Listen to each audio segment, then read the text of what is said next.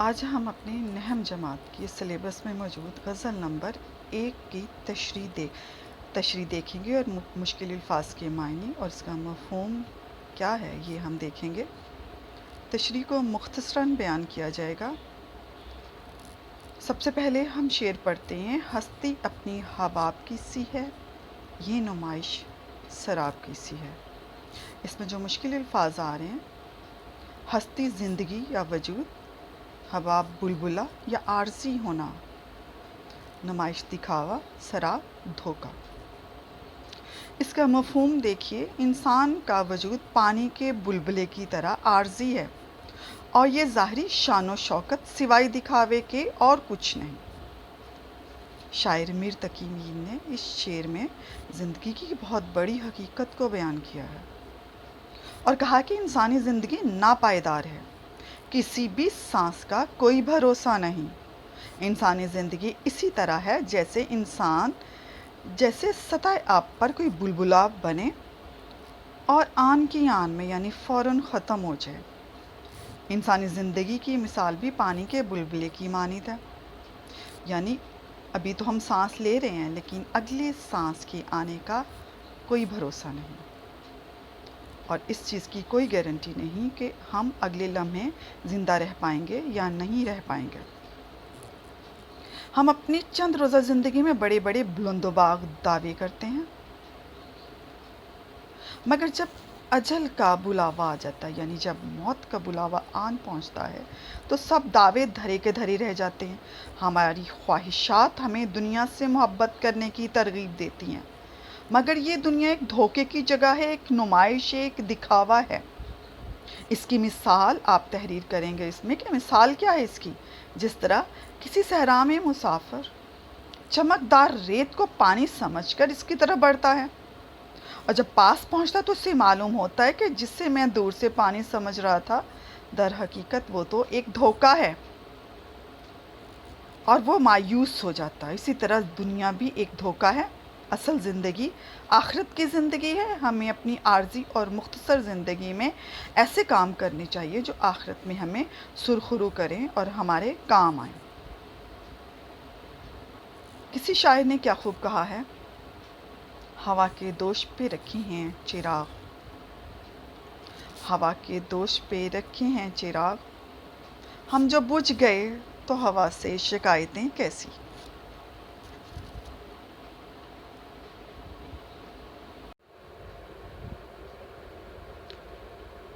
شعر نمبر 2: نازکی اس کے لب کی کیا کہیے، پنکھڑی ایک گلاب کی سی ہے۔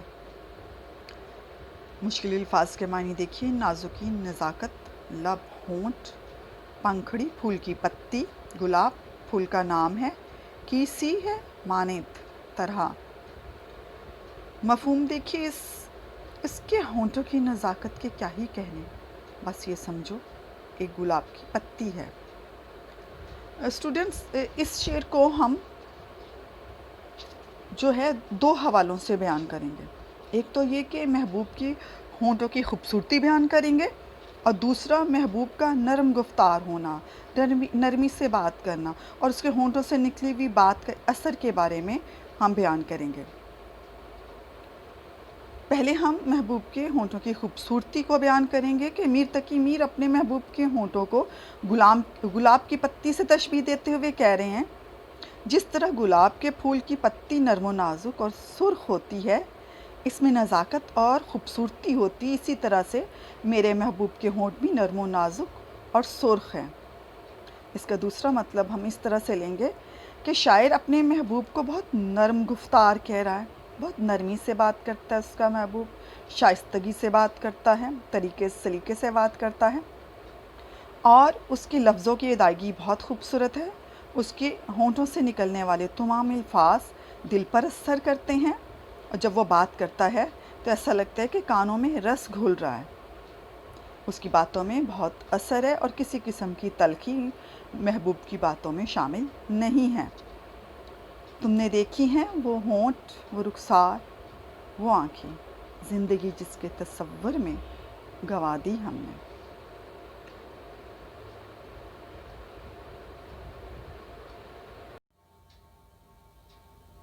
بچوں شعر نمبر 3 بہت حقیقت سے قریب ترین شعر ہے۔ چشم دل کھول اس بھی عالم پر، یہاں کی اوقات خواب کسی ہے۔ مشکل الفاظ کے معنی دیکھیے، چشم دل، دل کی آنکھ، عالم دنیا، جہاں، یہاں اوقات حیثیت۔ مفہوم اس کا کیا بنے گا کہ دل کی آنکھ سے آخرت کی جہاں کی فکر کر، دنیا کی حقیقت سوائے خواب کے اور کچھ بھی نہیں۔ بچہ شاعر نے اس شعر میں زندگی کی بہت بڑی حقیقت بیان کی ہے اور یہ حقیقی شعر ہے۔ میر کہتے ہیں کہ اس دنیا میں ہم تھوڑی دیر کے لیے آتے ہیں، اس دنیا میں آ کر ہم خواب غفلت میں پڑ جاتے ہیں، ہمیں دوسری دنیا کا کوئی فکر نہیں ہوتا۔ موجودہ زندگی تو ایک خواب کی طرح ہے۔ خواب کے بارے میں کہا جاتا ہے کہ اس کی تعبیر الٹ ہوتی ہے۔ اگر کوئی خواب میں دیکھے کہ وہ ہنس رہا ہے تو خواب کی تعبیر بتانے والے بتاتے ہیں کہ وہ جاگنے پر روئے گا۔ یہی حال اس دنیا کا ہے کہ اگر ہم اس دنیا میں اللہ تعالیٰ کے احکامات کو بھول کر عیش و عشرت میں مگن ہو جاتے ہیں تو دوسری دنیا میں اس کا اجر ہمیں نہیں ملے گا۔ شاعر کہتا ہے کہ اس خواب کی کیفیت سے ہمیں نکلنا چاہیے اور اس دنیا کا دھیان کرنا چاہیے جہاں ہمیں ہمیشہ رہنا ہوگا۔ ہمیں اپنے اندر کے انسان کو بیدار کرنا چاہیے۔ یعنی یہ زندگی، یہ دنیا بالکل ایک عارضی دنیا ہے اور ہماری اصل زندگی تو آخرت کے بعد۔ ایک مسلمان ہونے کی حیثیت سے ہمارا اس چیز پہ پکا یقین ہے۔ یہاں پر آپ ایک حدیث ہے اس کو کوٹ کریں گے کہ آپ صلی اللہ علیہ وسلم نے فرمایا اس دنیا کی مثال ایسی ہے کہ مسافر ایک لمبے سفر کے لیے نکلتا ہے اور راستے میں سایہ دار درخت دیکھ کر اس کے نیچے تھوڑی دیر آرام کے لیے رک جاتا ہے اور پھر وہ آرام کر کے اٹھتا ہے اور پھر وہ اپنے سفر کے لیے دور تک نکل جاتا ہے۔ وہ سایہ دار درخت جو ہے، جتنی دیر وہاں اس نے ریسٹ کیا ہے، رکا ہے، وہ یہ دنیا ہے اور وہ جس سفر پر ہے وہ آخرت کا سفر ہے۔ ہمیں اس چیز کا دھیان رکھنا چاہیے کہ ہمارے لیے ہمارے مقدم جو ہے وہ آخرت ہے، کیونکہ دنیا بالکل عارضی دنیا ہے اور اس نے ایک دن ختم ہو جانا ہے اور ہم نے اپنے اللہ تعالیٰ کی طرف واپس لوٹنا ہے۔ شعر نمبر 4 ہم دیکھتے ہیں۔ بار بار اس کے در پہ جاتا ہوں، بار بار اس کے در پہ جاتا ہوں، حالت اب اضطراب کی سی ہے۔ مشکل الفاظ کے معنی دیکھیے، بار بار، مسلسل، کئی بار، دروازہ، چوکھٹ، حالت، کیفیت، اضطراب، بے قراری، بے چینی۔ اس کا مفہوم نوٹ کیجیے، بے چینی اور بے قراری کی حالت میں محبوب کے دروازے پر بار بار چکر لگاتا ہوں اور اب بہت بے چینی ہے۔ شاعر اصل میں بہت زیادہ بے چین ہے، دل کے ہاتھوں بہت مجبور ہے اور دل کا حال وہ یہاں پر بیان کر رہے ہیں کہ وہ اپنے حال دل کہنے کے لیے محبوب کے دروازے پر جاتے ہیں، بار بار اپنے دل کی حالت بیان کرنا چاہتے ہیں مگر شرم ایسی ہے کہ کہے بغیر واپس آ جاتے ہیں۔ اپنے دل کی حالت بیان کرنا ان کے لیے بہت مشکل ہو رہا ہے، واپس آ کر دل پر اور زیادہ بے چین اور دل پر بوجھ اور زیادہ بڑھ جاتا ہے اور دل کی بے چینی بڑھ جاتی ہے۔ محبوب کی چوکھٹ پر پہنچتا ہے شاعر، لیکن اپنا مدعا بیان نہیں کرتا، اپنا آنے کا مطلب بیان نہیں کرتا اور کچھ بھی کہے بغیر واپس لوٹ آتا ہے۔ اب شاعر کا دل عجیب قسم کی بے چینی اور بے قراری میں مبتلا ہے، کیونکہ وہ اپنے محبوب کو کچھ بھی کہہ نہیں پا رہا۔ شاعر بہت بے بس ہے، کچھ کہے بغیر واپس آ جاتا ہے اور اپنے حال دل بیان نہیں کر پاتا۔ 100 باتیں کہنے کی ہیں ان کے روبرو، 100 باتیں کہنے کی ہیں پر ان کے روبرو، ایک چپ نیچی نظر گویا ہے شرمائے ہوئے۔ شاعر بے چینی اور بے قراری کے عالم میں اپنے محبوب کے پاس جاتا ضرور ہے، مگر اسی بے چینی اور بے قراری کے ساتھ واپس بھی آ جاتا ہے، کچھ کہہ نہیں پاتا۔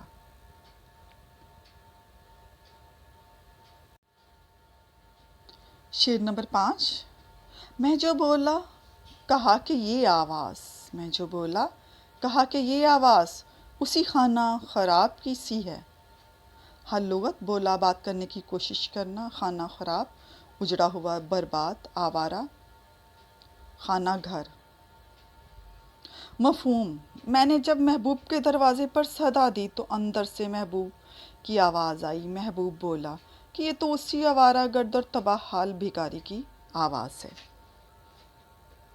یعنی شاعر یہاں پر اپنے محبوب کے دروازے پر پہنچتا ہے، اسے آواز دیتا ہے، صدا دیتا ہے، لیکن محبوب اپنی عاشق کی آواز کو نظر انداز کرتا ہے اور اس سے بہت بیزار دکھائی دیتا ہے، بہت تنگ ہے۔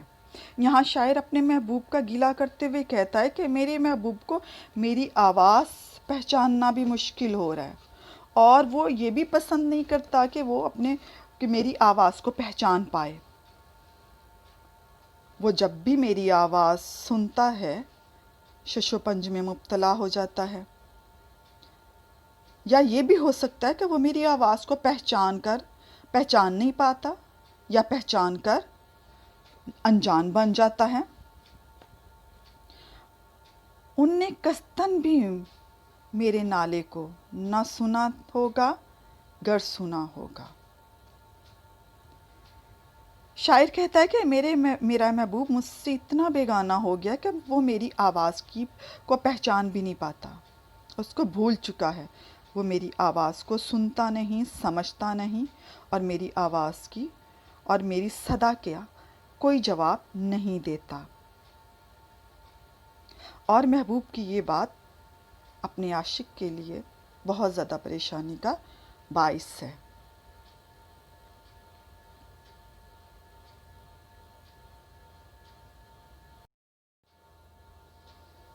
شعر نمبر 6۔ آتش غم میں دل بھونا شاید، دیر سے بو کباب کی سی ہے۔ مشکل الفاظ کے معنی دیکھیے۔ آتش غم، دکھوں کی آگ، دل بھونا، دل جلنا، کباب، گھی میں تلی ہوئی قیمے کی ٹکیاں، وہ تو آپ کو پتہ ہے اسٹوڈنٹ۔ مفہوم دیکھیے، غم کی شدت میں دل بھونے ہوئے کباب کی سی بو دے رہا ہے۔ یعنی شاعر یہاں پر اپنے غم کی شدت بیان کر رہا ہے، اپنے غم کی شدت بیان کرنے کے لیے ایک مثال آپ کے سامنے پیش کر رہا ہے۔ شاعر کہتا ہے کہ میرا غم بہت زیادہ بڑھ گیا ہے، غم کی تپش مجھے جلائے دے رہی ہے، اور مجھے یوں محسوس ہوتا ہے جیسے غم کی ساگ میں میرا دل بھن گیا ہو، کیونکہ مجھے ایسا لگ رہا ہے جیسے کوئی کباب آگ پر رکھا ہوا، جیسے کباب تلا جا رہا ہے آگ پر رکھ کر، اور اسے اتارنا بھول جائے تو وہ جل جاتا ہے۔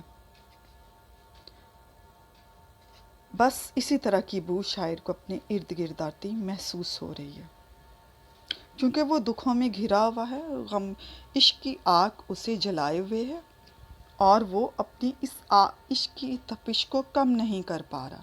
اسی طرح سے شاعر کو اپنے دل کے بھننے کی بو آ رہی ہے۔ یہاں میر تقی میر نے اپنے دل کو کباب سے اور غم کی شدت کو آگ سے تشبیہ دی ہے، کیونکہ غم کی شدت نے ان کے دل کو اس طرح جلا دیا ہے جس طرح آگ کباب کو جلا دیتی ہے۔